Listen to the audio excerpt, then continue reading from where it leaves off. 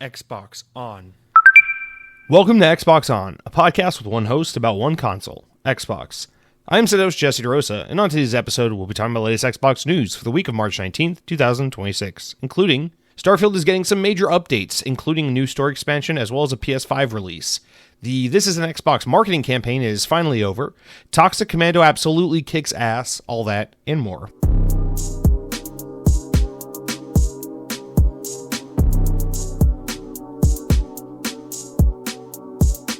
On this day in Xbox history, in the year 2012, 14 years ago, Connect Rush, a Disney Pixar adventure, was released for the Xbox 360 Connect. Of course, this game was later made available Connectless, which is currently still in Game Pass because this is an Xbox published game, so it's available to play now using controller, like conventional controller controls, and you can play it on your Xbox One, your Xbox Series X, if that's what you want to do. I never played this game, which is kind of wild because honestly, this was like the height of my Disney nerdom, and it has Lightning McQueen and Remy the Rat from Ratatouille, a Disney Pixar adventure, in this game. So like, there's no reason why I shouldn't be all over this, but I have not played this game. That being said, it's in Game Pass, so maybe I resubscribe to Game Pass instead of buy the game, and then I play it, and then I rekindle my love for Disney and Game Pass all at the same time. I don't know. Who knows what happens? Guys, welcome to the Xbox On Podcast, episode 355. Only 5 episodes away from episode 360, which, I know for a lot of people it's like, oh, it's episode 100, or oh, it's episode 250, or whatever.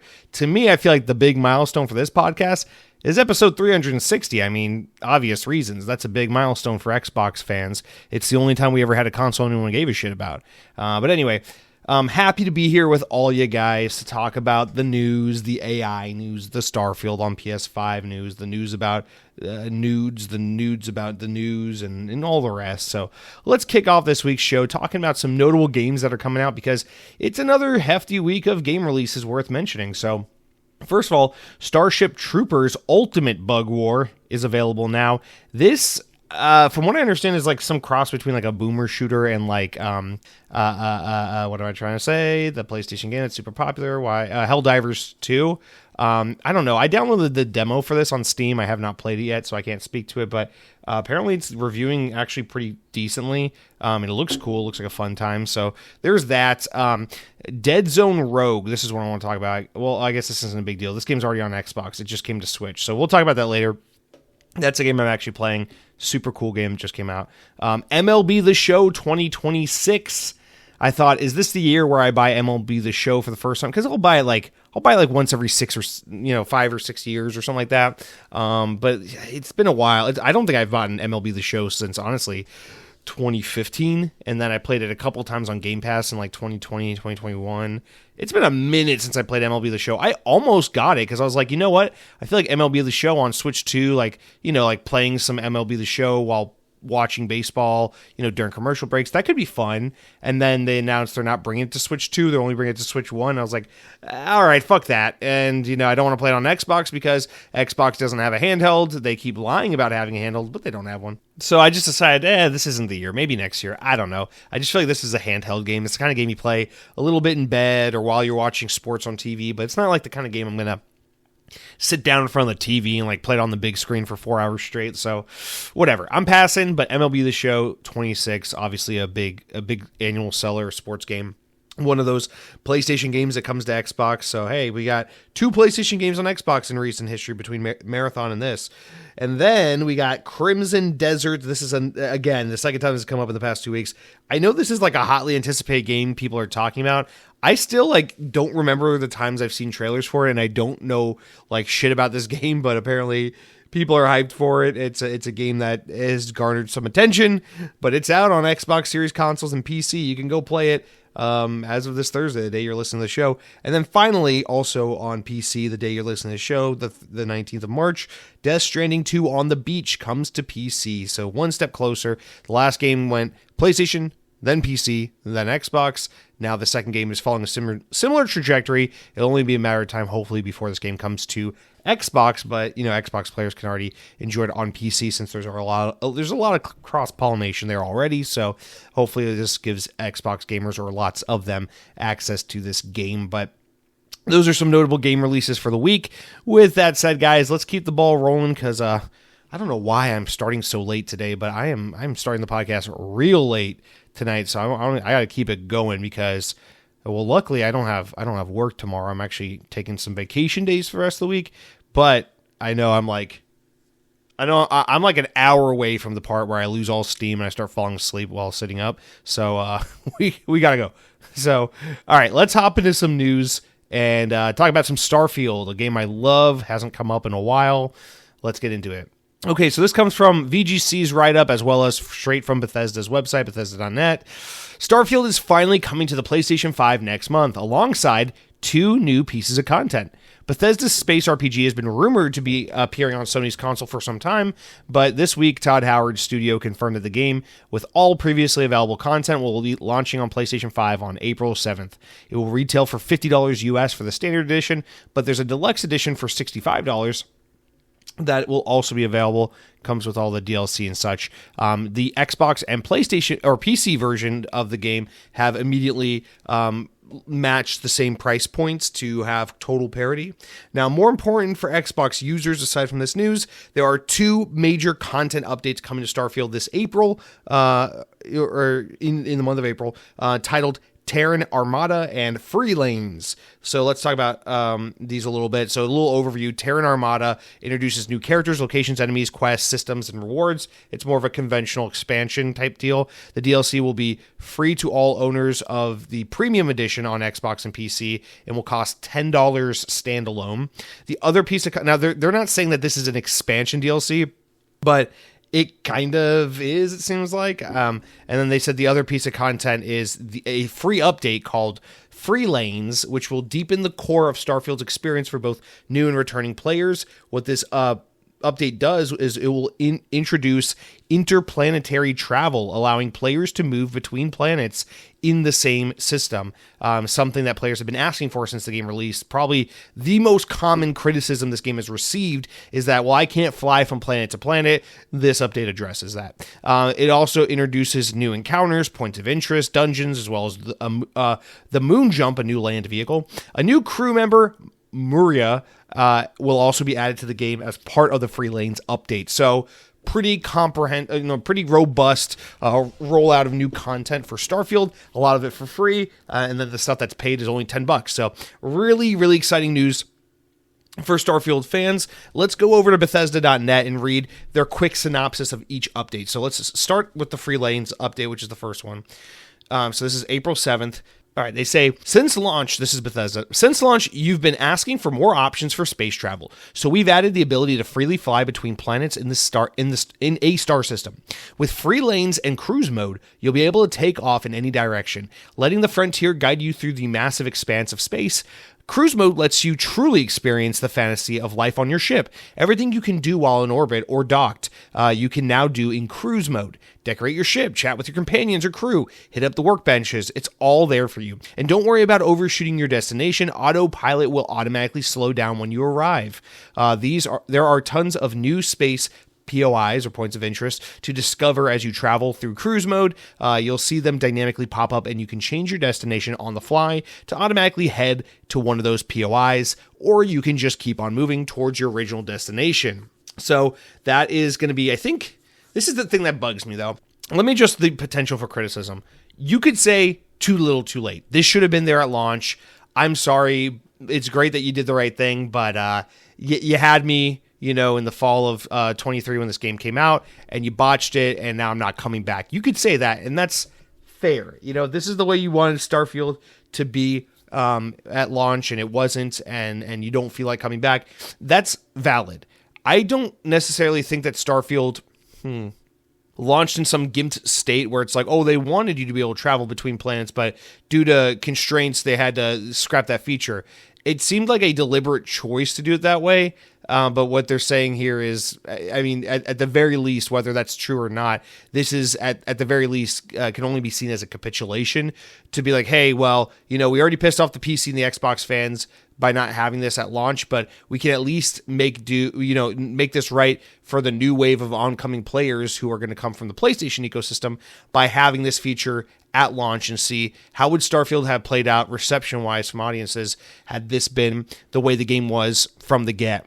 I guess that's a way to look at it, but listen, I think this is cool, no doubt. Like the idea, just the selling point of being able to say like, it's the Bethesda thing. It's everyone always talks about the Skyrim thing where Todd Howard's like, you see that mountain in the distance? You can travel to that. You can walk to it, whatever, This game's equivalent would be like, you're on a planet, you get into your ship, you go into orbit, and you're like, you see that planet off in the distance? You can fly there, So that's cool in theory. The thing is, it's just that I feel like Starfield didn't need this because people keep trying, I think, to project what they want Starfield to be over what it actually is, which is a game of deep questing and crafting and story-based content. So trying to lean more into the exploration angle of it, I think it's only natural that people would want that from a space exploration game, from a space role-playing game, open world space role-playing game. But I don't know that.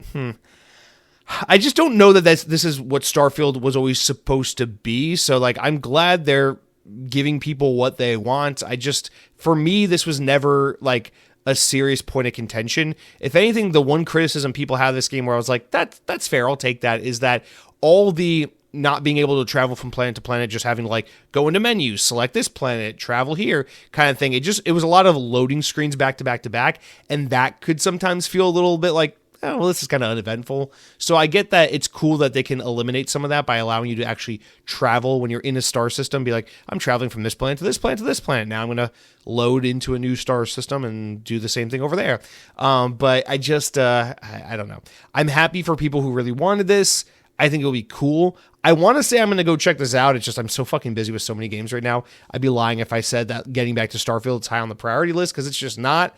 But this is a very cool thing that they actually went back and they did this. This couldn't have been an easy thing. This is very much like a thing you could have done for Starfield 2, but they tried to do the right thing and put it into the original game. And we'll see how it pans out for them. Hopefully this gives them a little bit of a chance to have a second wind with this game. And what's a little curious about it is there was a recent interview with Todd Howard where he was like, I feel like if you didn't like Starfield at launch, all these new updates aren't going to make you like the game now. You're probably not going to feel very different. But I'm like, I don't know why you would say that, because I feel like this is like kind of exactly what people wanted from this game. So I feel like this could take a lot of people who were less than enthused with the game in 2023 and maybe change their minds. So I don't know. I mean, he would know the game better than I do, but I found that to be an interesting comment.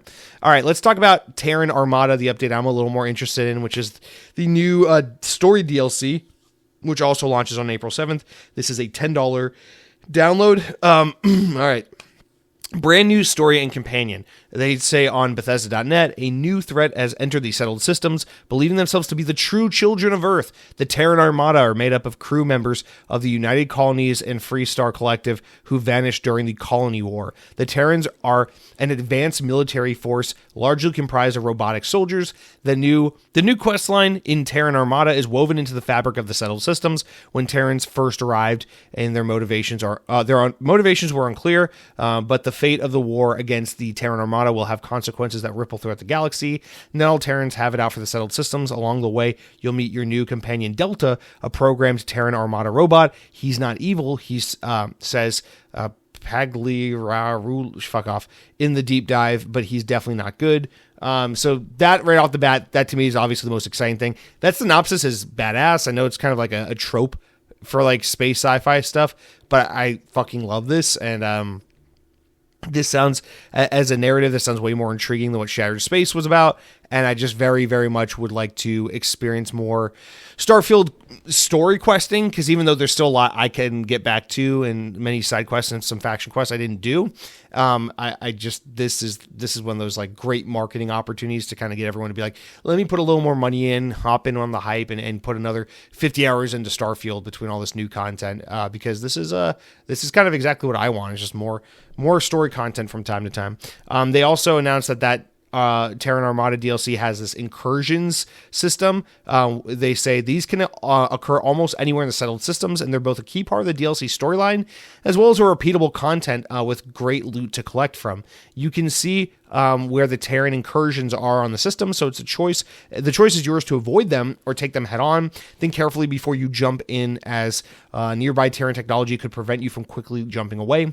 You'll need to get far enough away or shut down the incursions to successfully grav jump, but be aware that these are encounters that can pull you out of cruise mode. So while you're traveling around in space in your ship, you can come across these incursions and either go into them and risk your life to try and get some loot, or you can avoid them and try to survive and, detour them. Incursions range from small skirmishes to large-scale infiltrations of Terran vessels, where the objectives can vary. Some are story required, while others are optional rewards, just reward exploration, as you can tune how often non-story incursions appear through the gameplay options. So I think this is obviously a feature designed to make traveling, interplanetary travel, a little more interesting, to give more exploration, more combat, and more gameplay variety to that feature that people demanded. It's like, well, if you're going to solve a problem the game didn't have by putting in this space travel feature, you might as well also flesh it out a little bit with some more mechanics and things like that. And that's exactly what this seems like it is. There are plenty of other things coming to these updates that I didn't get into, but these are like the big notable hits. But overall, I mean, like, it's interesting. Basically, Bethesda was like, yeah, don't really worry about coming back to Starfield if you weren't into it the first time around. There's not a whole lot for you here if you're not like already a Starfield fan. But I feel like that's like obviously it's just horrible marketing in general, but like I personally feel like this stuff sounds awesome. Like, this sounds like a great excuse to go back to Starfield if you're a lapsed player, or to give it a try if you didn't give it a go the first time around. So I think this sounds on paper to me like a great shot in the arm for Starfield, and I really hope this game gets a second win in some revisionist history, because I really truly loved this game, and I think it got incredibly unfairly treated. So I hope the 1-2 punch of giving the people the thing they were complaining about not having, plus the game now being on PlayStation, people have a PlayStation bias. Clearly, obviously, that's a thing. It would be nice to see those things help give this game a little bit more of a revisionist history and a second chance and an ability to garner some support and love. Because even though everyone's impatiently waiting for Elder Scrolls 6, I personally felt like Starfield was an excellent game to get in between Fallout 4 and Elder Scrolls 6, and I'm very, very grateful that this is the game they made instead of just going straight from Fallout back to Elder Scrolls. But I know that's probably a minority opinion, I guess. All right, so exciting news for Starfield fans. Good for you, PlayStation fans. The other thing that we're saying is a lot of speculation out there that Xbox might be rolling back support for their games on other platforms. Maybe they're not going to put games on PlayStation anymore. I don't think there's a fucking chance in hell that they're going to do that, even though Asha Sharma is saying things people want to hear and making fanboys start to think and feel certain ways. I don't think that's going to happen. I do think it's possible we get more of a gap between when games are released on Xbox versus PlayStation. So, and this obviously would fall right in line with that, with the fact that PlayStation fans had to wait almost 3 full years to get this game after Xbox fans. But that being said, I just want to put this out there. I don't think there's any world where Starfield on PlayStation is any indication as to what Asha Sharma and the new regime are or are not going to do, because the wheels were in motion and things were in place for this game to come to PlayStation on April 7th, way long before Asha Sharma officially took over at Xbox. And it's just, for her to come in and then like a month later make some drastic change about Starfield and its impending PlayStation launch, there's no way something like that would happen. So this was already locked in. The wheels were already in motion for this move. I would not, if there is any potential for Xbox to be shifting away from supporting PlayStation, I don't think that this game coming to PlayStation is even remotely indicative of that change in strategy, just because the timing doesn't really allow for that to be logical.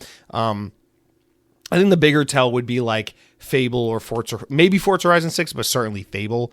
I think that would be the bigger tell. So we'll have to wait and see. But yes, for sure, Starfield is the next Xbox game to come to PlayStation, but is it possibly the last or one of the last? I don't think so, but I know that's a narrative that a lot of Xbox people are speculating about and eager about. So just want to kind of put that out there as a food for thought, but we'll have to wait and see. All right, let's talk about the abhorrent, much maligned This Is an Xbox ad campaign that reportedly was championed and kind of started by Sarah Bond and her team. So this is from Windows Central. The MetaQuest your MetaQuest, your smart fridge, your smartphone are no longer Xbox consoles. Microsoft is more than moving away from its "this is an Xbox" campaign. The company's website no longer has any content under that tag. The original announcement post of "this is an Xbox" campaign is also now gone, showing a "oops, this page cannot be found" when you click on it. The change was first spotted by Game Developer. I've never heard of Game Developer. It's a website though, gamedeveloper.com. Many argued that the campaign watered down the value of the Xbox hardware, considering the Xbox brand has taken a hit recently, and its former exclusives games have been ported to competing consoles.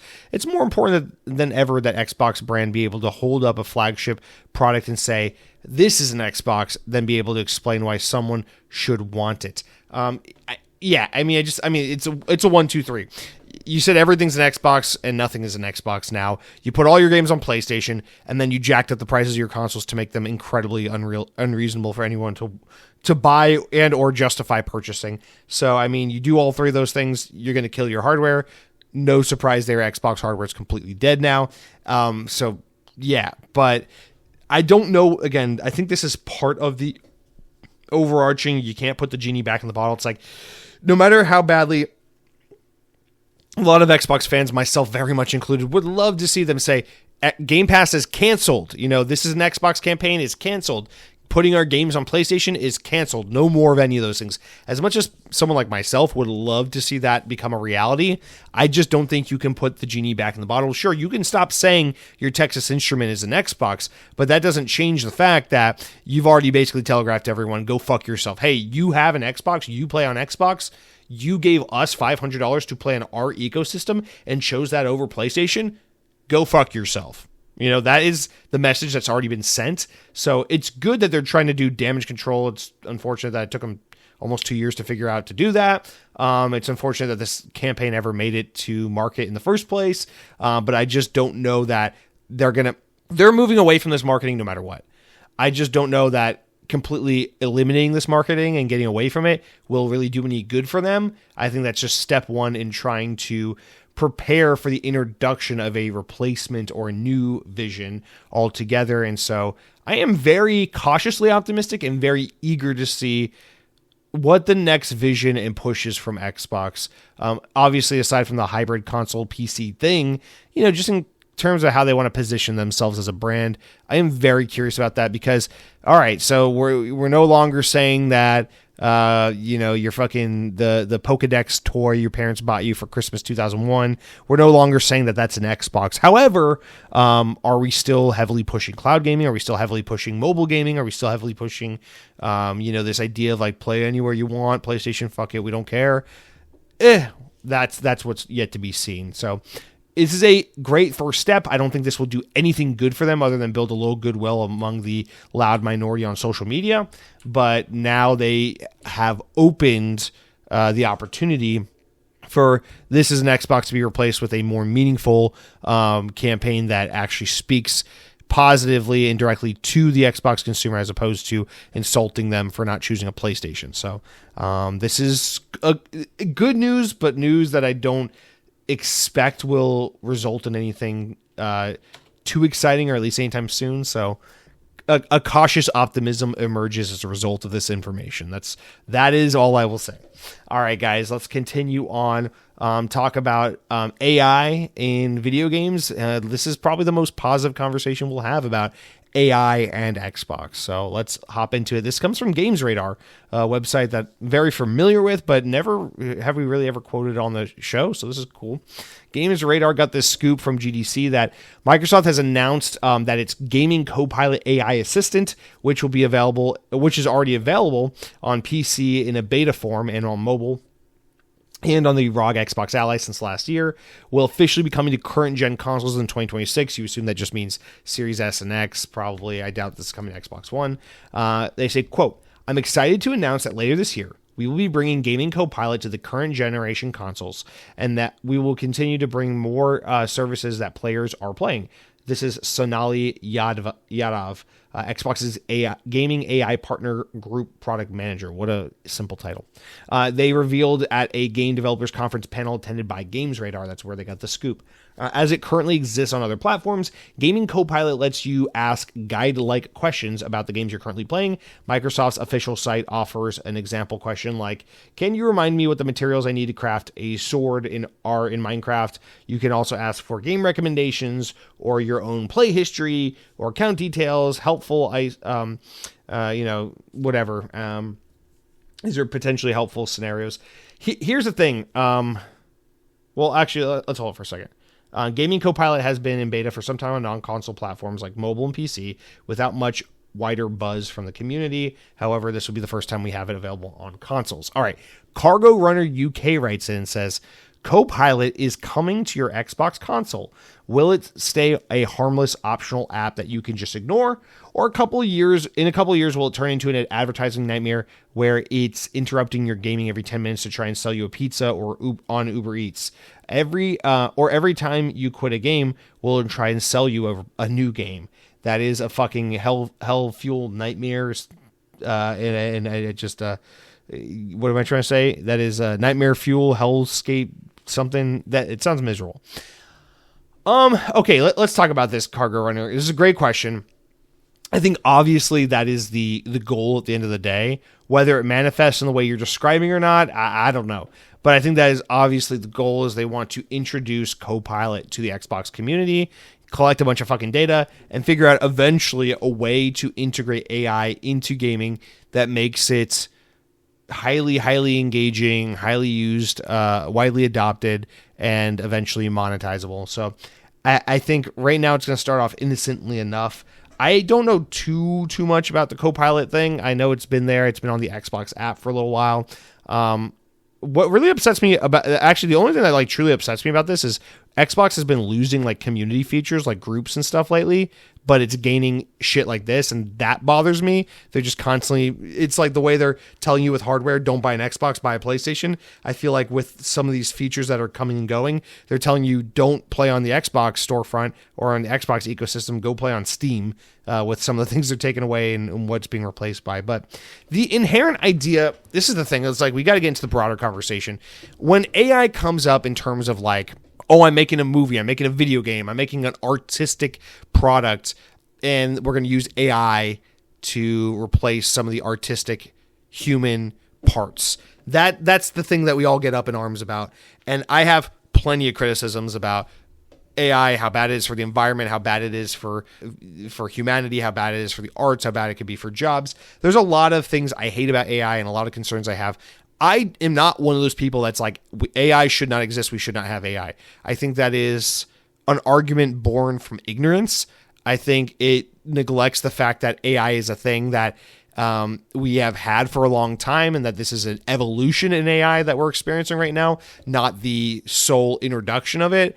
And I know what people are complaining about is the generative AI, the idea of, here is a picture from a girl who rejected me in high school, make her naked so I can revenge look at her. Like that shit that like absolutely rots the hearts and the soul of humanity. Like that stuff's the problem. Or like, make me ChatGPT, make me a movie where Ben Affleck is playing Spider-Man fighting Tobey Maguire playing Batman. Like that shit, that we don't need it. That's soul crushing. These things I think are detrimental to humanity, and that's a separate conversation.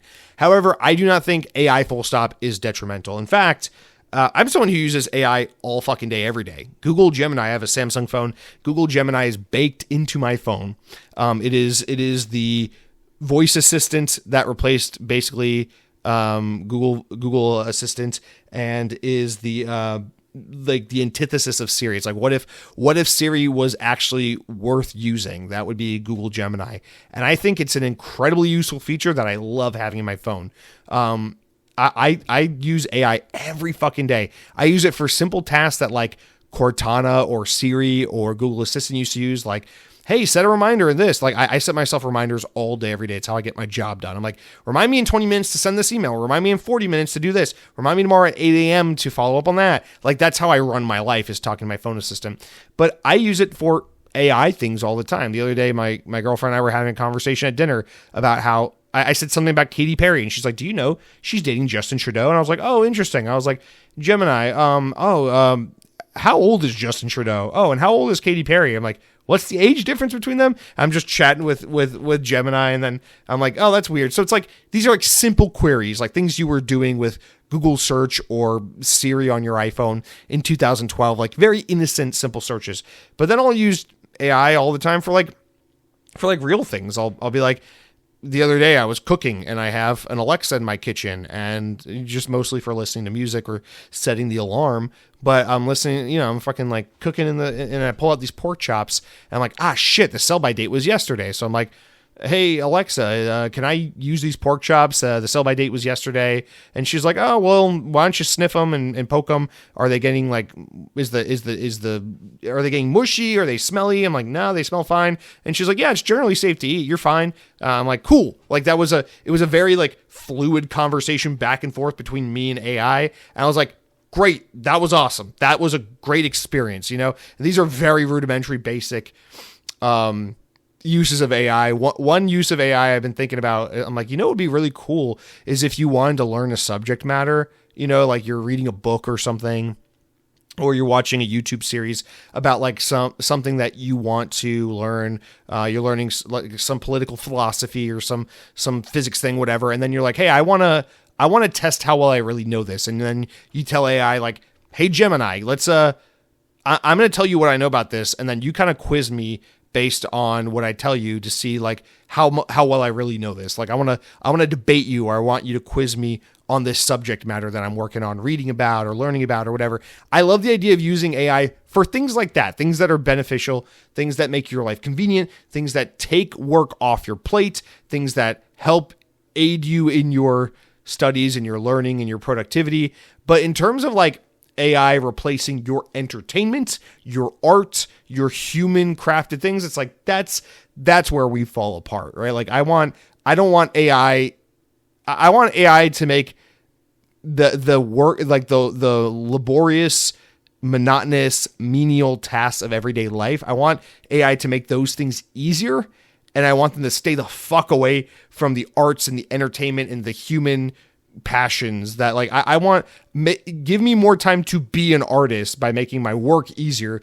Don't put me to work so that you can then create a bunch of art for me to consume mindlessly. Like that's I feel like it has to be prefaced. Like that's the dynamic between good AI versus bad AI. And then of course there's all the problems about tech shortage, components, blah, blah, blah, how AI in a lot of ways is a hoax. It is a solution that has been forced onto us by tech companies and a broken government system that solves basically nothing. We haven't found a way to make it profitable. We haven't found a way to implement it as a solution, but it is a technology that we are having forced down our throats and in our faces. Obviously, AI has plenty of positive applications in medical research and things like that. And there are many ways you can use AI to help aid in treatment for patients and things like that. But I think for the everyday consumer, AI can be a good tool, but this whole like generative AI craze and obsession is, I think, destructive and evil. So I just want to preface with all that to say, like, I don't hate the idea of introducing AI features to the Xbox ecosystem. What I don't want is for me to be like, Copilot, I'm really struggling with this battle in Elden Ring. Can you do me a favor and just like take over and play the game for me? And then like in the corner of the screen, put Subway Surfers on so I can be like distracted while you do the hard part for me. And AI is like, sure thing, Jason, I got you, bro. Like, I don't want that. But I do want AI I do want a situation where it's like, oh, you press this button on your Xbox and then you can talk to the Kinect or the headphone, because in my mind, people use Kinect. And you're just like, oh, hey, Copilot, I'm in Resident Evil, I'm playing Resident Evil Requiem right now, so I'm in this room, and I guess I need to find, like, this hourglass thing to, like, solve this puzzle. Where is this? Where can you help me find this? And then Copilot would be like, oh, yeah, that's a tricky part of the video game, Jesse. What you're going to want to do is walk over the bookshelf and do this and that. And this is actually kind of borderline puzzle spoiler content, so I'm not going to actually tell you. But, like, like, that's a cool idea.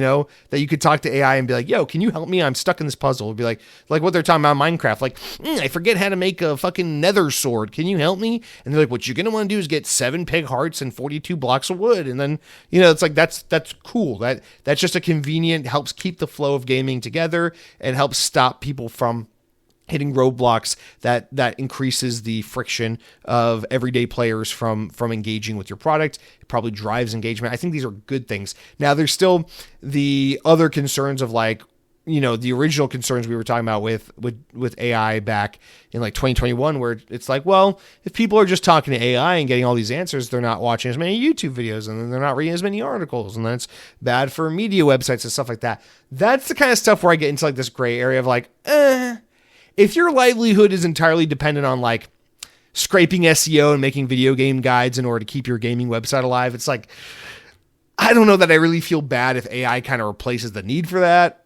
But at the same time, I don't want to see anyone lose their job or for their livelihood to become obsolete. But like, this is an example of AI taking tedious, annoying, shitty things in life and just making them more convenient, accessible, and easy for people, which I'm cool with. But I don't need to play a game where generative AI was used to create all the character models and environmental assets and things like that. That's the kind of shit I don't need. So I don't know. I feel pretty okay with the idea of introducing certain features of AI features in the Xbox ecosystem.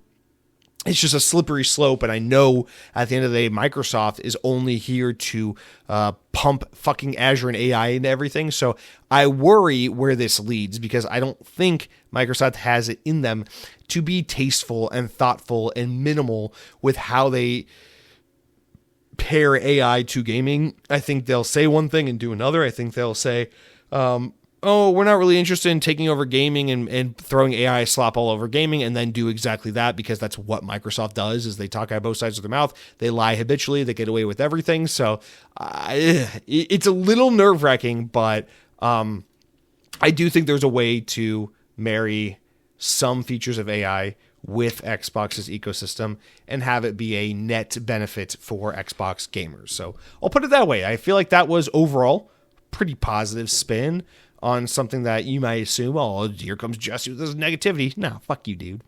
All right.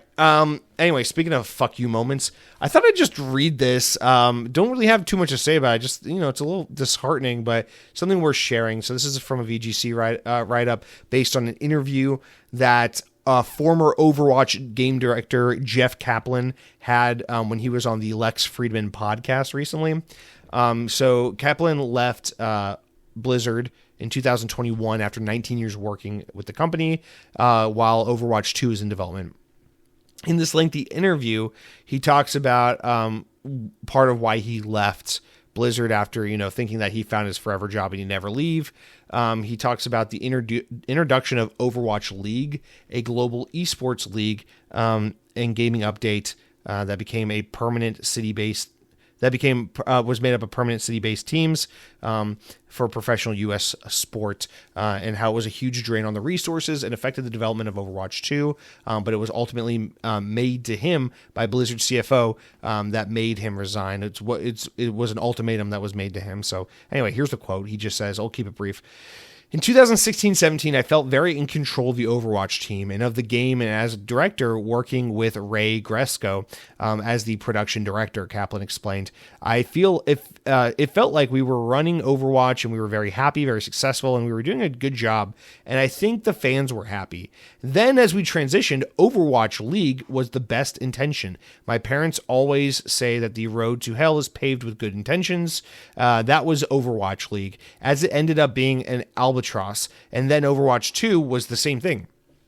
And that was ultimately what broke me in my career with Blizzard, as I was called into the CFO's office, and he sat me down and says, he'll give me a date, which at the time was 2020 and was going to slip to 2021, but at the time it was 2020, and he said Overwatch has to make redacted amount of dollars in 2020, and then every year after that it needs a recurring revenue of redacted dollars. And then he says to me, if it doesn't do those redacted dollars, we are going to lay off 1,000 people, and that's going to be on you. And that was the biggest fuck you moment I have had in my career. It felt surreal to be in that condition. As somebody who's worked on a lot of games, made lots of games, and you get these meetings where they're like, Fortnite has 1,400 players working on, 1,400 people working on it. If you just hire 1,400 more people and make it free to play, we'll make money, right? I had believed I would never work in any place other than Blizzard, but because I loved it. It was part of who I was, and I felt like I was a part of it. And I literally thought I would retire from this place. I never thought the day would come. And that was it. I was like, we're done here. Luckily for Blizzard, that CFO is no longer there. I just thought that was a good peek behind the curtains. You know, it's a very unfortunate story, and I think it's just a good peek behind the curtains. And this is before, you know, this is when it was just Activision Blizzard. This is before Xbox was even in the picture. But I think it's just a good peek behind the curtains as to what this games industry is really like. And I don't mean to paint it all bad. Listen, there are clearly suits and money guys and business guys who kind of know what they're doing and who can properly lead a company. You think about like a Strauss Zelnick running 2K. And how he talks about, or Take-Two Interactive, and how he talks about, I don't play video games, I'm not a gamer, but I surround myself with good decision makers, and I have business acumen. And, you know, he's the fucking guy at the top of the company that is pumping out Grand Theft Auto. So clearly the guy knows a little bit of something about what he's doing. But for everyone like a Strauss Zelnick, there's a million people like this CFO who are making these piss poor decisions. And we as consumers, it's not really our responsibility to know this, but we don't know that a lot of times these shitty decisions that are made, you know, like, oh, Overwatch has this esports team and they're kind of fucking killing the game by over focusing on esports. And now they're doing Overwatch 2. And now the game development's behind. Now people are getting laid off. And now the game's delayed. And now the game's announced and the game kind of sucks and they cut this content that they originally promised and the game's kind of gone downhill ever since this happened and that happened. And where's this? And we've been asking for this forever, but they never did it. And it's like, a lot of times it's like, dude, these developers hear you, they know. And a lot of times these guys are there with you in solidarity. They're like, yeah, we want to do that too. Or that was our original plan also. But the people, you know, that comprise the development structure are not always the people with the saying power. And a lot of times, you know, people are doing good, honest work and they mean well. And then they're having their jobs threatened because some fucking numbers guy and penny pincher is telling you, I don't give a shit if it makes sense, if this makes business sense, if this is viable, if this is doable. I just need X amount of dollars in X amount of years as a result of doing this. Make it happen. That's your job. If you don't, everyone fucking suffers. And it's like, that's such a shitty way. You think about this industry and how people are being laid off left and right, games are getting canceled, and everything's being run, it seems so haphazardly and frivolously, the way the industry is run from an outsider's perspective. And I'm here to tell you, man, it seems like it really just is that. There's incompetent leadership. There are these people who play the political game and rise to position of powers within these companies, and they don't know their product, and they don't know the market, and they don't know how to make decisions that are in the best interest of the creators you have. And I just think that's so fucking heartbreaking and unfortunate because, you know, I joke all the time about how I hate Overwatch or whatever. Overwatch isn't my cup of tea, whatever. But Overwatch, I can acknowledge, was a great, well-made game. And it really made shit tons of people happy. And that's way too unfortunate that it went down the road it went down. All because some really shitty number crunchers were the ones in control of the decision making, and as a result of that, not only created a bad culture and a bad environment for the developer and for that game, but also pushed out people who were key in making that game what it is that people loved in the first place. So this is a real thing. This kind of stuff happens all the time. And, you know, again, it's not, you know, like I think about how like I'm a big Battlefield fan right now. Like I'm really involved in Battlefield 6. I'm following the Reddit pages and everything. And every day, all anyone can do is bitch and moan about how there's not enough maps. The seasonal content is too slow. The rollout sucks. And everyone's like calling for Battlefield Studios heads. They're like, fuck DICE, fuck Ripple Effect, fuck Motive. It's like, you ever thought maybe these fucking guys wanted to do the things you're talking about, but someone up the ladder at EA said, no, we're doing RedSec because Battle Royale is big and we have to be bigger than Warzone. And that's why your content drought is what it is. They fucking know the content output was higher during Battlefield 4. They know. They're just doing what they fucking have to do. and now they're laying people off over there at EA. So it's just one of those things. I think, again, it's not, as a consumer, it is not our responsibility to know about these things and consider these things when responding and voting with our dollars about whether or not we want to support these games or whether or not we like these publishers or not. That's fine. But I just think it's really important that you try, like, as people who are at least half invested, intellectually in the games industry. I mean, you listen to an Xbox podcast about news in the Xbox ecosystem, you're probably intellectually involved in the video games industry to some extent. I just think it's super important to not forget about the reason behind why things are the way they are. That game developers aren't stupid. There are bad game developers out there, and there are good game developers that accidentally put out bad products because things don't come together. But so many of the things that rub us the wrong way and piss us off are not the result. I hear people just say, like, Call of Duty sucks, Activision are ass, the developers at Activision. It's like, no, you fucking idiot. It's not the guys in the trenches at Treyarch and Infinity Ward that suck. It's the way the studios are being run by the higher-ups at Activision, and I guess in this case now Xbox.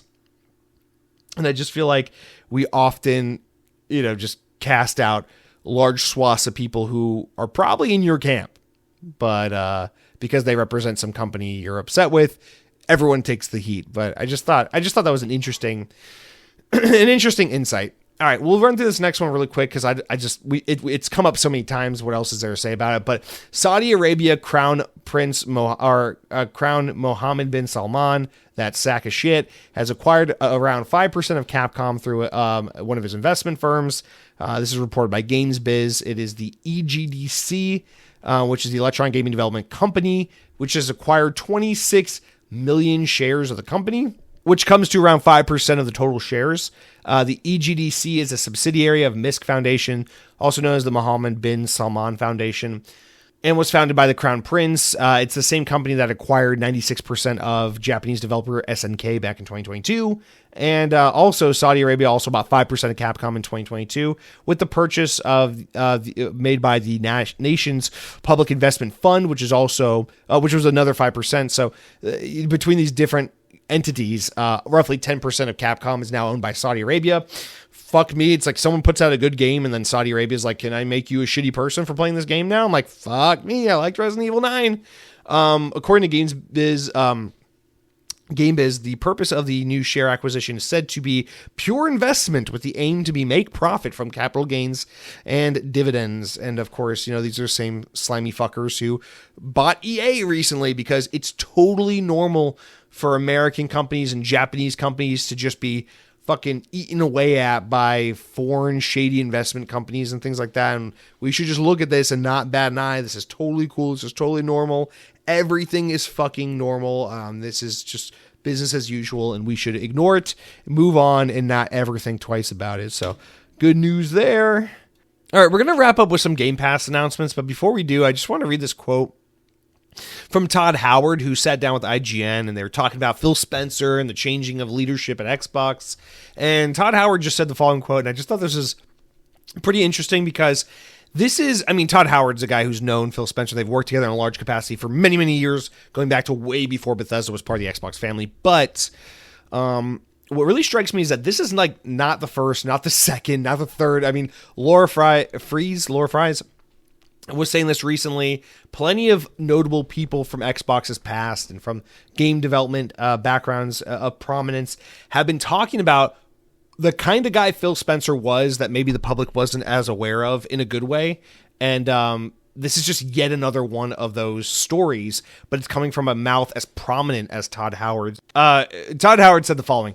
Well, look, I'm of two minds, right, in reference to like the change in leadership. I'm excited wherever there are new things and where they're going to in the future of hardware. I've known about that for a while and all the plans. I will say I'm sad to see Phil go. He's a good friend. He's one of the key reasons we've been a large part of Xbox, not just after them acquiring us, but even before that. You could see Xbox kind of being our lead platform a lot of the time. I mean, that's so true. I mean, you think about Elder Scrolls 3, Skyrim, Fallout 3, these were always either Xbox games for a limited time or heavily marketed and shown and addressed as like Xbox first games that came to PlayStation. He continues, it says, and the only thing I really liked, I wish people knew.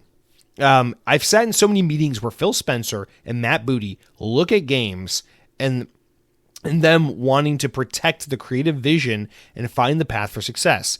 I've seen them do the behind closed doors so many times, and I don't think that they get enough credit, the credit that they deserve for it. They're great game leaders, and Asha's coming in, and everyone's thinks so highly of her, so we're really excited about her future. But I think it's just this quote, and hey, credit where credit's due. He says Matt Booty and Phil Spencer, not just Phil Spencer. He says they look at games and wanting to protect their creative vision and find a path for success. So coming in as leaders, as decision makers, as higher ups, as management, and not saying, hey guys, we got to get this game out by Q3 next year. This is not working. What if we cut this content? What if we abandon this mechanic? What if we streamline the game here? Why are we still working on this? It's not working. Let's do this instead. Instead of coming in and doing that, they basically what he's insinuating is listening to the team, listening to the developers, and hearing, hey, this is our vision. This is what we're trying to achieve. This is what we're passionate about. And saying, hey, I believe in you. I believe in what you're building. I believe in this vision, this future, in this game, and I want to help make that a reality. And you can imagine that kind of conversation being like a reason for why someone like a Matt Booty would be like, all right, yeah, Undead Labs, State of Decay 3, here's 5 more years or whatever, right? Because it's like, oh man, this is our vision. This is where we fell apart. And I really think if we could just do this, maybe we can get there. And it sounds great. It sounds like these are very people who very much understand and care about the developers and care about the artistic intent behind games, which is so refreshing and so impressive. But at the end of the day, it doesn't change the fact that Xbox has canceled so many games and Xbox has released so many games that are in a state of like, what the fuck is this? You know, Redfall and Crackdown 3 and things like that. And so it's like the track record doesn't reflect the sentiment being expressed by these notable figures like Todd Howard in the games industry. But nonetheless, it cannot be ignored that so many people are speaking of Phil in this manner, and it just seems like he was a really special guy in terms of championing the creative intent behind games, the vision of the developers and things like that. And you almost wonder if that's something that is that just butted heads and was so diametrically opposed to upper management at Microsoft and their desire to like pump AI into Xbox and make money and streamline things and cancel games and get stuff on PlayStation and all these things. And if there was some headbutting that maybe caused this kind of pressure for Phil Spencer to leave at a certain point in time, you almost start to wonder, just because it's like, well, this just sounds like a guy who was so invested in his work and had no reason to leave. And it also just seems so antithetical to what Xbox is doing as a company that I almost wonder, it's like, who is this guy you're describing versus the man running Xbox that did all these things? Anyway, I just thought that was a very, very interesting quote nonetheless. But that's going to bring us guys to our wrap-up story. So let's talk about some Game Pass updates. As of today, the following games have been added to Game Pass for the latter half of the month of March. DreamWorks' Gabby's Dollhouse Ready to Party. South of Midnight comes to Game Pass Premium now that it's a year old. Happy 1 year anniversary of that great game. The Alters is now in Game Pass Premium, and Disco Elysium is in Game Pass Ultimate and Premium. Coming soon, however, on March 24th, Like a Dragon Infinite Wealth comes to Game Pass Ultimate and Premium, which is a pretty good recent get. Absalom comes on March 25th to Game Pass. Nova Roma on March 26th, which is a day one Game Pass game. And The Long Dark comes to Game Pass Ultimate, PC, and Premium on March 30th. Last two here is Barbie's Horse Trails on April 2nd, but March 31st, this is probably the most notable one, Resident Evil 7 Biohazard comes to Game Pass, so obviously capitalizing off the success and excitement surrounding Resident Evil 9. If you haven't played Resident Evil 7, it's one of the few Resident Evil games I have played and beaten, and I highly, highly recommend it. It's a great game. Also, I forgot about this, Claire Obscure Expedition 33 comes to Game Pass Premium, so it's expanding. And Final Fantasy, 4 comes to Game Pass Ultimate on April 7th. So just play Starfield instead that day. But anyway, On March 31st, the following 2 games are leaving Game Pass: Peppa Pig World Adventures and Mad Streets. So there's your Game Pass update for the latter half of the month. Not as exciting, but that's okay. Not every one of these can be super out of this world exciting. But Game Pass has been getting some pretty great games lately, so it's clearly a pretty well-situated service in terms of content, robust offerings for the $30 you pay. Just something that's no longer for me personally. But guys, with that said, I'm going to take a quick water break. I need to clear my voice a little bit. We'll come back, talk about the games I'm playing, round out with some comments, and I think that'll do it for us today. So be right back, you little gringos. All right, guys, we're back. Let's talk about the games I've been playing this week. I'm very excited to talk to you about Toxic Commando in particular, but before I can get to the games I've been playing, I got to tell you about what it is I've been eating, which, gonna be honest with you guys, okay? It's not been much of a week where there's anything to write home about, so I really don't have much to say here on this, except I guess I was going to throw this one out there because I've been past couple months been working out. I bought a bench and some dumbbells that I fitted out the garage with not too long ago. So I've been working out probably like 3 or 4 days a week. It's been good, trying to just stay healthy, just trying to basically maintain physical activity, take care of my body to some extent. And I've reached the point where I'm like, I feel like I kind of need like some drink other than water to hydrate myself sometimes. So I started buying Powerade to kind of, because it's like a nice cold Powerade is nice. Once you're sweating your butt off from a workout, especially because I'm working out in my garage and it's Florida, so it's like hot as hell sometimes. Just nothing like a nice cold Powerade to cool you off. And I started thinking about it. I was like, I feel like everyone's a Powerade person out there. So I just want to put it out there. The Powerade versus Gatorade argument. So where do we fall in this? Because now the conversation has expanded in recent years. There's Body Armor, there's Prime, there's all the rest. This started because I got this weird infatuation with Prime. I tried it out of curiosity once, and I weirdly liked it. And then I kind of got addicted to Prime for a little bit, and then my girlfriend started giving me shit for it. She's like, "Don't support the Logan Paul guy." I was like, "I don't want to do it. I don't want to. This life chose me. I didn't choose it." So I'm moving away from it. I'm trying not to. I don't want to support any more shitty companies. I don't have to. So I went back to Powerade, like the drink they give you when you're like 7 years old playing Little League soccer. And I don't know, there's something about it. Like I was never much of a sports drink guy growing up. I was always like, I'll just fucking have water or whatever. If I'm eating pizza or pasta, sure, give me a Pepsi or a Coke. But like for the most part, I've never been much of a sports drink guy. But there's something about blue Powerade that just really hits for me. I just want to give a huge shout out to the Powerade. Wonder where you fall on this. I feel like most people are Gatorade people. I don't really understand why. I feel like Powerade is the superior sports drink. Please tell me. And also, this is the thing that bothers me about sports drinks. It's not that they're bad. It's that people just like the bad flavors for some reason. Like everyone wants the purple one or the yellow one or the green one. I'm like, these are the ones that suck. These are the ones that when you go to the store, you're just supposed to ignore it. The orange one, like, no, there's like 4 blue ones. If it's blue, it's good. If it's white, it's good. If it's red, it's good. That's the rule of thumb with sports drinks. Red, white, or blue. That's a coincidence. I'm not trying to make an American commentary thing, but red, white, and blue, it's always good. Purple, orange, green, you get into weird territory. But yeah, that's the other thing. Is like everyone's like drinking some fucking like half watered down, 0 sugar grape fucking Gatorade shit, and I'm like, this is what's wrong with the world. And then what the hell is G2? What is this Powerade G2? What is that in relation to Powerade? Like what is this? Anyway, I don't know. If you could tell, I don't have much to talk about in terms of food this week, so I just thought I'd throw this out there because it's better than nothing, but I don't know if anyone cares to engage with this conversation at all, but it's out there, so there you go. That's it for what I've been eating. All right, guys, let's talk about the more important thing here, what I've been playing. So it's a couple games right now. Let's start with the 2 smaller games, and then we'll end on Toxic Commando, because Toxic Commando is the primary game I've been playing. So I started a second playthrough on Resident Evil Requiem just because I really fucking liked that game, and I just still had a craving to play more of it after I'd beaten it. So I started it again on a harder difficulty, kind of playing through it again. It's nice because you get to carry over so many weapons and so many features that weren't in the game until later. The first playthrough are available at the start the second time, so it's fun to play at a different time. You know the puzzles, you kind of know the ins and outs of the game, so you move a lot faster. It's just it's a different experience, but I'm enjoying it. I'm about only like 2 hours into my second playthrough, but slowly working my way through that again. Objects in Space writes in and says, "Why is Jesse talking about games on a politics podcast?"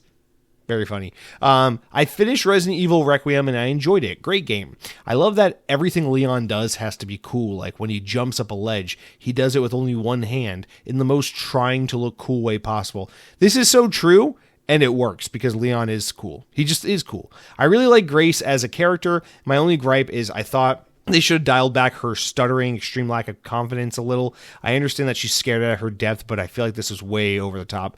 Yeah, I see a lot of people kind of gripe about that. I can see it. She's weird. She's always like sweating profusely, and she's always stuttering and like screaming and shit.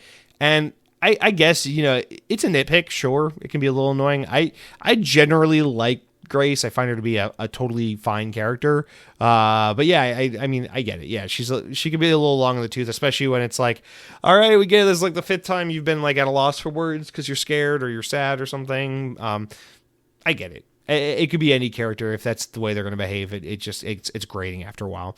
But yeah, she's weirdly toes the line of being like completely likable and relatable while also being just a little bit annoying. And then Leon is just so fucking cool. I love the one-liners in this game so much. I love early on in the game, one of the first times you play as Leon, this nurse gets bitten by a zombie and then she turns into a zombie and then you kill her. And then when you kill the nurse, Leon goes, I think I'd like to have a second opinion. Like, that's so fucking cool. It's so dumb. Like the writing, I know like that's a thing with Resident Evil historically has always been like the cheesy one-liners and stuff, but God, they're so fucking funny. So that, yeah, this game is no exception to that. But yeah, man, I love the characters in this game. This game is so beautiful to play. I'm really loving also just experiencing this on the Switch 2 because the Switch 2 is really proving itself to be such an evolution from the Switch 1 for me, because the Switch 1 was very much in the same vein as the Wii and the Wii U, where it was like, this is not a device where you can play 90% of your video games. This is a device where you can play Nintendo games and nothing else. But the Switch 2 is the first time since like the GameCube really, where I feel like not everything, but a lot of big games are coming to this thing. And Capcom's been a great supporter of the Switch 2, where I feel like, oh, I could just play the new Resident Evil on Switch. It will come out on that console the same day. I can play docked. I can play it handheld. I can play it with split Joy-Cons. I can play with a regular gamepad. And I just love the variety of ways to play while having basically the same experience PlayStation and Xbox fans are getting, because the games look and run really well on Switch too. Obviously, they don't look as good as an Xbox Series X or a PS5 Pro, but they look and run good enough. And we are just, I'll be honest, man, we are just so past the point where 99% of the games look so great graphically and everything that I just don't give a shit. I don't care that it's like 120 FPS on this platform, 60 FPS on this platform, 4K on this platform, 1440p on this. I don't care. I don't care if the assets look a little sharper on this one or that one. To me, it's like a game on Switch 2 looks great. A game on Xbox looks great. A game on PlayStation or PC looks great. I haven't had really a complaint about the way any game has looked really since like maybe the 360 Wii era. So it's like, I don't know. I don't know what people want. So like, to me, it's like the downgrade in power on the Switch 2 is like really not a problem for me. So I'm enjoying playing Resident Evil on my Switch. I just got Final Fantasy VII for dirt cheap on sale on Switch. I'm like, I'll play it there because it'll be fun to play it handheld or docked. Whereas, you know, Xbox lies and pretends that they're going to make a handheld and then actually just sells you an Asus Windows 11 tablet instead with an Xbox logo on it. And that's just not an Xbox. So, to me, like, it's just, I don't know. There's just something really alluring about getting to experience like the latest, greatest AAA third-party adventure game on Nintendo's platform day and date with Xbox and PlayStation. It's cool. I like it. And that's just been a lot of fun doing that. I really, really love Resident Evil Requiem. It's a very good game. Last week I gushed over it. I still highly, highly recommend it. All right. Next up, I've been playing this game called Deadshot Zone. So I didn't realize this was already out on PC and Xbox as of last August. If I knew that, I actually probably would have gotten it on Steam. But I got it on Switch 2 because I saw it on that Nintendo Indie Direct a few weeks back. And I was like, that game looks fucking cool. So I just went ahead and pre-ordered it sight unseen. But Deadshot Zone is actually like this salvage asset flip kind of this game. So let me pull up the name, actually. This game's actually very interesting to me. So Dead Zone Rogue, sorry, I said it wrong. So Dead Zone Rogue is it's a game that just came to Switch, but it's been on Xbox for the better part of 6-10 months, something like that. What is the fucking name of the developer? That's what I'm trying to find. Here it is, Prophecy Games. Okay, Prophecy Games, a developer from Georgia. So I always love supporting a developer from a place that isn't known for having a large game development scene. It's always so cool to see that. So they made this game called like Dead Zone something else, and it was like this extraction shooter, and it kind of failed and didn't do very well on Steam.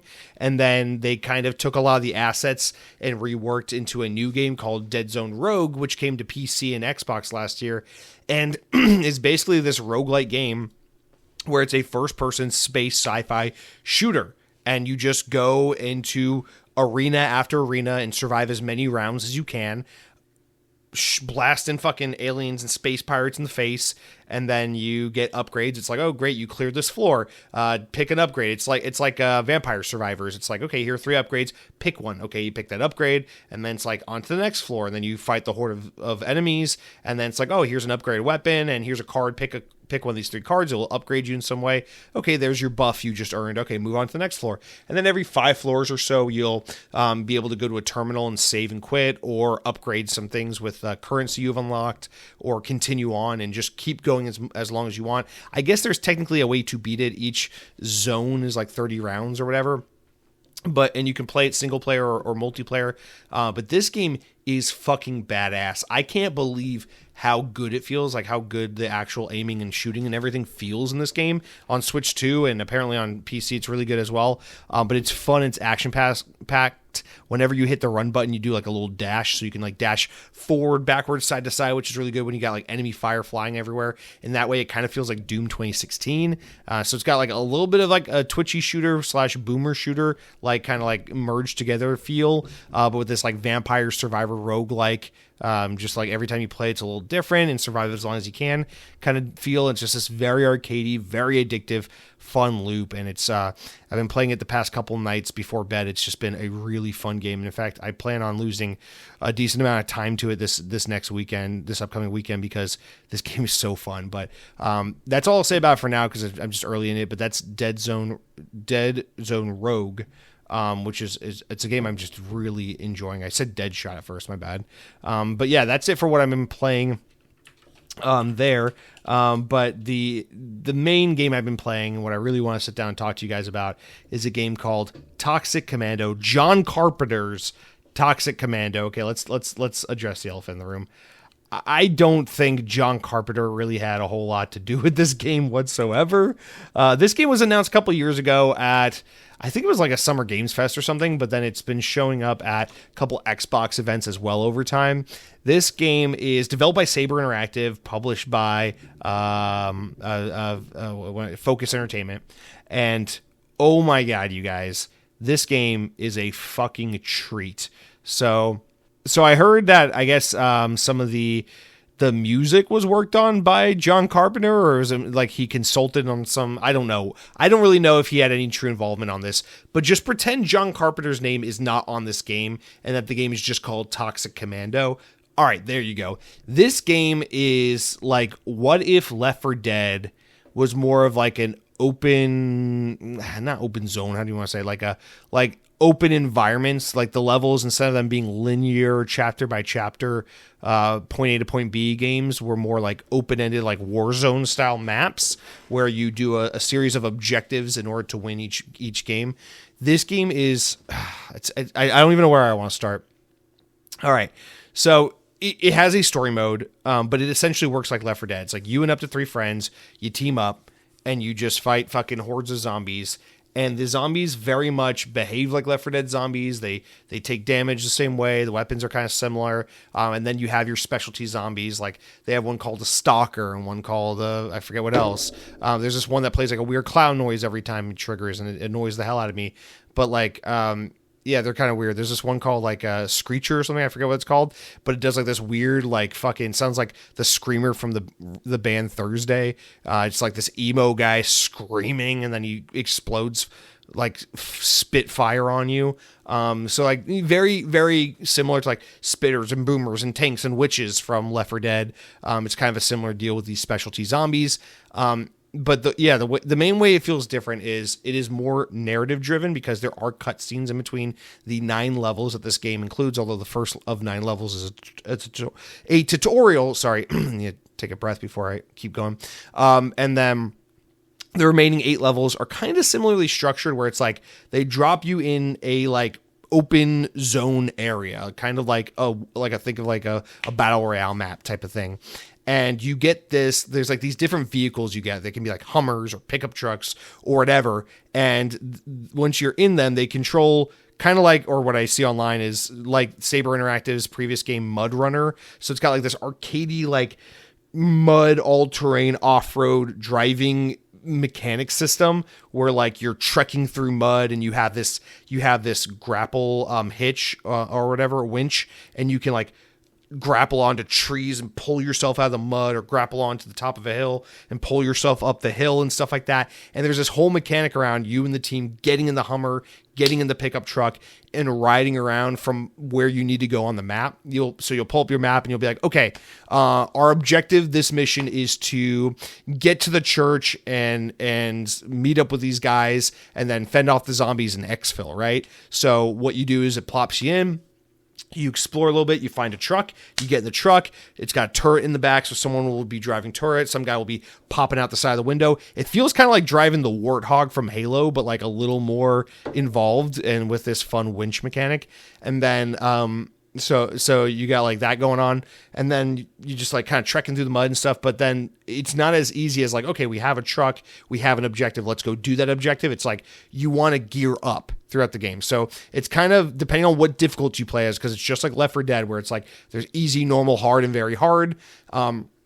You kind of want to gear up depending on the mode you're on, the difficulty you're on. So you'd be like, okay, let's go over and get the blue seed thing, because there's like every map has like this blue seed you can collect. So like you'll mark it on your map and be like, okay, let's travel over there, and then you guys all travel together over there, and then you'll fight off a wave of zombies and collect this blue seed that will allow you to auto revive if you die. And then you'll be like, okay, let's here's a pinpoint on the map. It says that there's a loot over here. So then you travel over to this other side of the map and you find this abandoned building, and you have to clear it out of all the zombies that are surrounding it. And then once you get in there, it's like, oh, here's some good weapons, here's some upgraded items, here's some extra health packs. Work just like Left 4 Dead. A lot of the things work just like Left 4 Dead. There's like a third weapon you can get, kind of like Destiny, when you have like that third special weapon with limited ammo. So you can be like, oh, I found one of those, let's unlock that. Or you can find multiple places all over the map where it's like, oh, these are special tokens that can be earned to be redeemed later in the game. And so what you do with these tokens, once you earn enough of them, is once you get to the end of the level, every level kind of ends like a Gears of War horde mode, where it's like, okay, fortify your base. You take the tokens you've earned, if you've earned any or discovered any throughout the map, and then you're like, okay, I'm going to use it to unlock a turret and set up a trap over here for zombies, and I'm gonna get a mortar launcher over here, and then you like use your points to fortify your base, and then you hit go, and it's kind of like the end of a Left 4 Dead level meets a Gears of War horde mode thing, where you then like will have this last stand moment where you have to fend off like 2 to 5 minutes of zombies coming in order to exfil and complete the mission. And this gameplay loop is incredibly addictive. You also have to find ammo and gasoline for your trucks. So you'll be like, oh, the turret's out of ammo, let's find ammo. Oh, the truck's out of gas, let's go find some gas. Or let's go find a different truck and go take that. The truck will take damage, and then you have to repair it, kind of like in Battlefield when you play as the engineer and you have to repair your tank. There's a little bit of Call of Duty zombie DNA in here as well. This definitely feels like it borrows from, Saber Interactive made World War Z, so it feels like a little bit of World War Z, a lot of Left 4 Dead. It feels like a little bit of Call of Duty Zombies, a little bit of Gears of War Horde mode. It feels like a lot of different things. But what it mostly feels like is a modern interpretation. Like, what if you took the core of Left 4 Dead, but applied a lot of what people are currently into with current multiplayer cooperative games and married them together? And the result is a very fun game. This game has a really compelling art style, really great visuals, really fun weapons, really great gunplay, really good enemies to fight. The gameplay loop is incredibly satisfying and fun and addictive. And mind you, this is a $40 game. For $40, I think this game is absolute highway robbery. I cannot think of a better way to spend $40 on video games right now if you're looking for something new to play. This game is an absolute steal of a value. You can probably beat all 9. I played through half the missions by myself, and then I convinced my friend to get the game, and then we restarted from the beginning, and then played all 9 missions together. And Steam said I had like 16 hours after that, so you could probably beat all 9 missions on like normal mode by yourself or with some buddies in like 7 hours probably. It's not a very long game. It's not a very content robust game in terms of plenty of levels, a long campaign, anything like that. They are talking about adding other modes like a survival mode and things like that. So it sounds like they're going to be some free content updates most likely in the future. But as it stands right now, I think for $40 you get a very robust game because just like Left 4 Dead, these levels are highly replayable and slightly modified and randomized every time you play them. So you can load in the same mission twice and you might start in a different point in the map, or the gas can might be located here instead of there, or you might have this weapon instead of that weapon when you search that abandoned house, or you might have, whatever. And so just like Left 4 Dead 1, it's like every time you play it, it's a little bit different.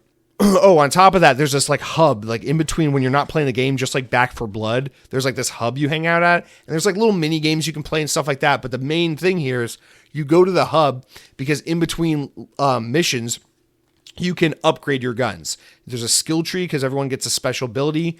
You can upgrade your weapons. You can customize them. It has like the Call of Duty Modern Warfare, basically like the what do they call it? What do they call it? Where you go to fucking customize your gun, whatever. You can customize your gun, your loadouts with all different attachments and perks, but you can also level up your guns and then prestige them like Call of Duty and unlock different skins and purchase different skins, and everything is in-game currency. So like they have all these crazy wacky skins that you can just apply to your guns and all that stuff and personalize them, make them fun. So there's this addictive gameplay loop where the gameplay is kind of fun and replayable like Left 4 Dead, but then there's an unlockable, collectible, grindable like Call of Duty element to it, and then you marry those two things together and it makes it really fun. Like, I don't know, man. I think this game is fun to the point of like, it's one of those games where I haven't played it in 2 days, and all I'm doing is itching to go back to it. It's so good. I just want to sit down at the computer and play some more of it. I did opt for it on PC over Xbox, so I'm playing on Steam right now because personally, unless it's an Xbox exclusive game or like an Xbox first party game, I don't really want to play it anywhere other than Switch or PC right now because Xbox basically told me to kill myself for supporting them. And so I feel like I kind of want to leave the Xbox experience behind and go for a little bit of SNS, if you know what I mean, a little SNS, a little Switch and Steam. So that's kind of where I've been putting my money lately for third-party games and otherwise because I just don't feel very welcomed or very valued over on the Xbox ecosystem. So I just think it's maybe time to be a little wiser with my gaming catalog and maybe start to invest a little more in some platforms that are actually going to be around and be who the platform they promise to be, as opposed to just being a flavor of the week shell of a fucking major conglomerate that's destroying the world. I don't know. But I'm really enjoying the fuck out of this game. It is an excellent game. I will say the writing is horrible. The characters are so fucking horrible. They have this horrible Marvel style writing. They're so cringy. They're like, oh, remember, if I'm doing this job, you're going to pay me $250,000 each, boss. And, and stuff like that. And it's that kind of thing where, like, they'll be like, what are we going to do to cure the zombie virus? And they'll be like, oh, the biomutagents are evolving in the system of the human's biological cellular composition. And then one of the characters will be like, speak English, dumb nerd. And he's like, basically the zombies are making you turn evil. Like that. It's like that kind of like stupid lowbrow writing. It's really dumb, but it's really fun. Dark Horse Comics published about a year or two ago a 3-part comic series that kind of led up to this game. I read it. It was fun. It's goofy. It's whatever.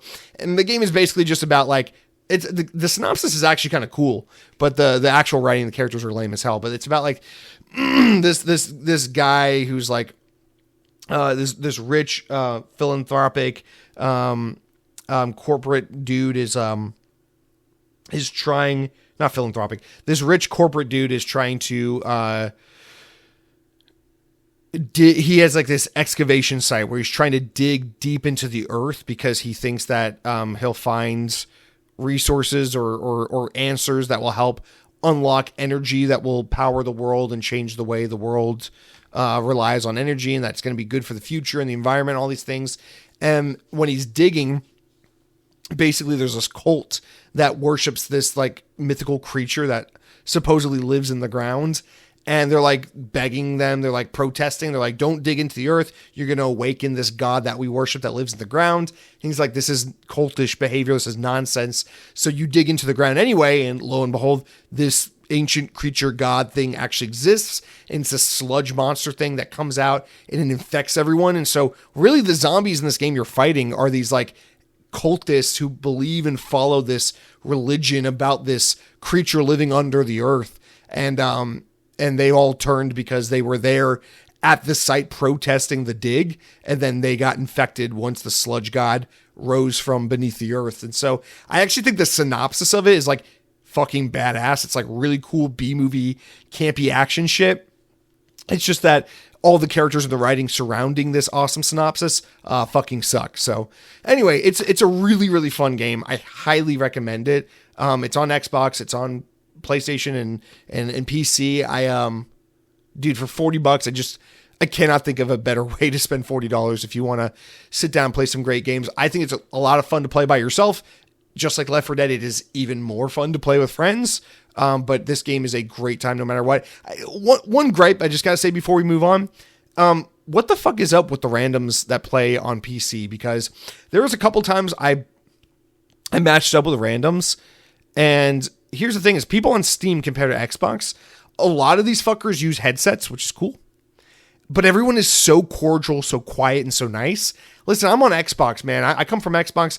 I need someone to say like the N-word or to like threaten to rape me or something. Like I can't just get on here with some random adults and have a cordial, cooperative, mature, respectful interaction.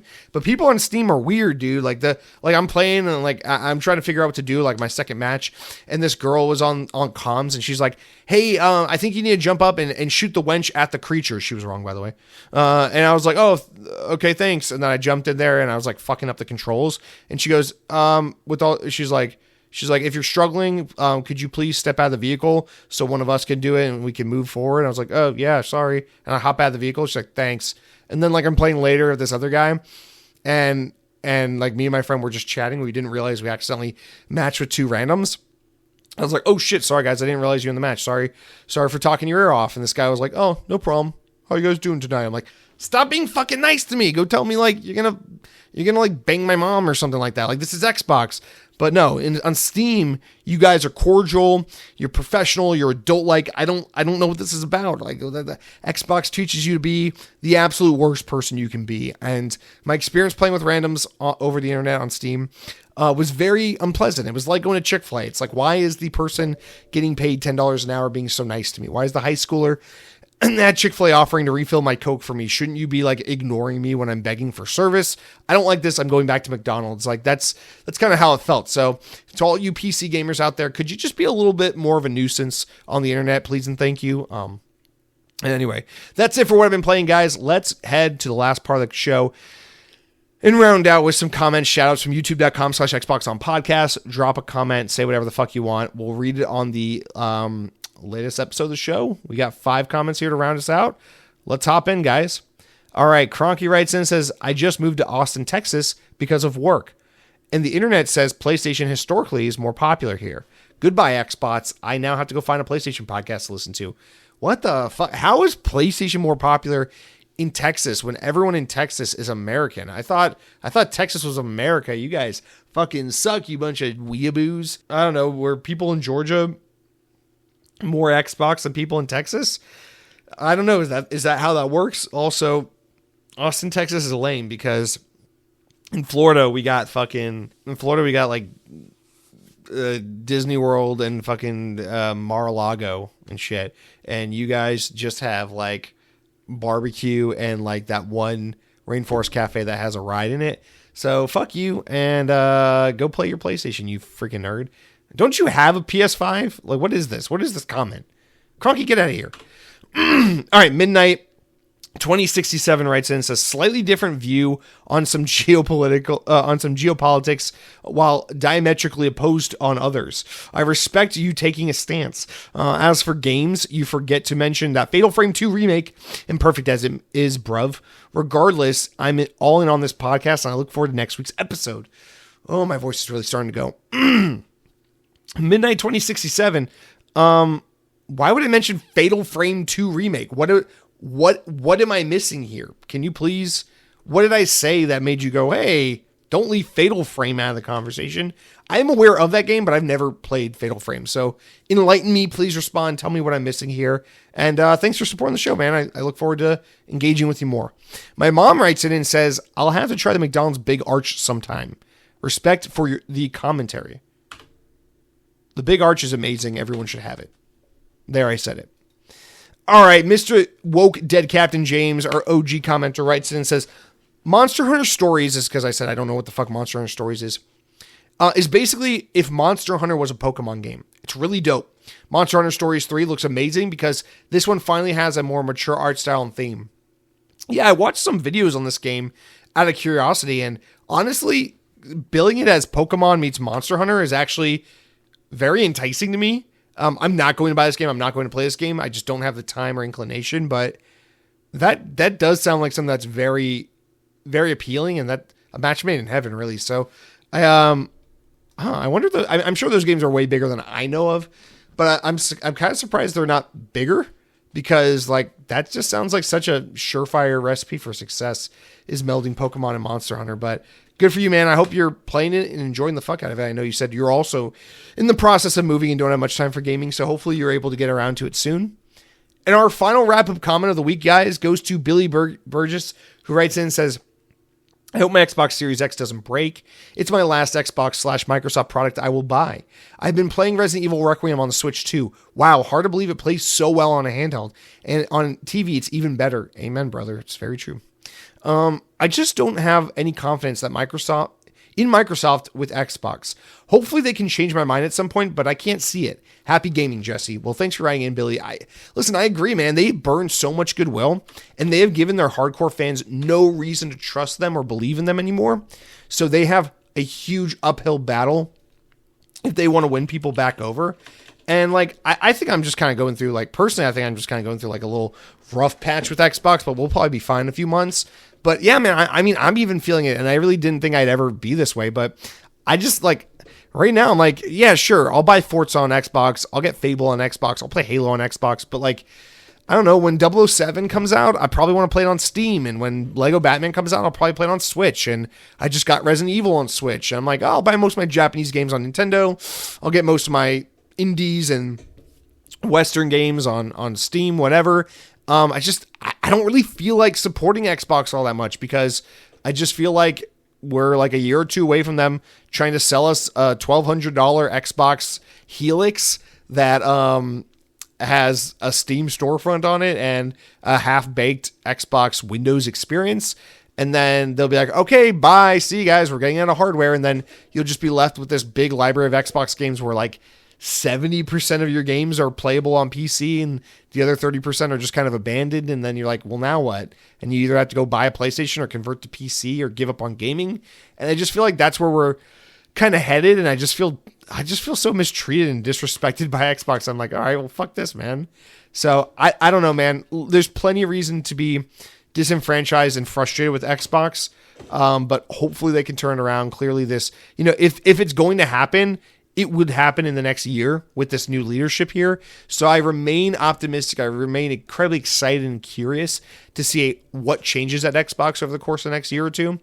But I'm just not holding my breath for what I want, which is I know it's unrealistic and I know it's implausible and it's not happening.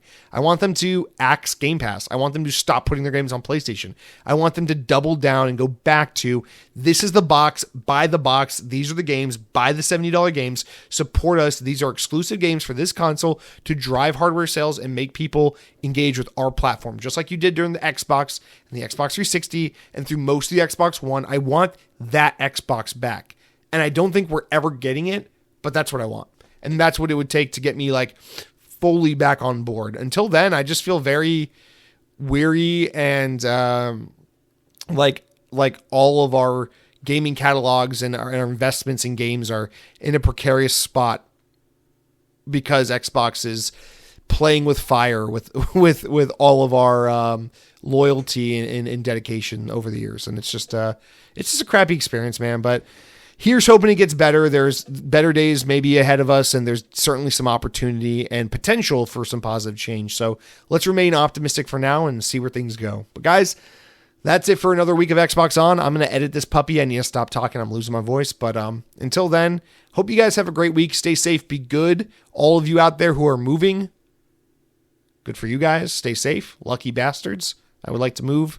I'm hoping my job will bring me to like Seattle soon. I'd like to go to Seattle, drink some good coffee, eat some good Asian food, and then go to Xbox and Redmond and be like, get better, dude.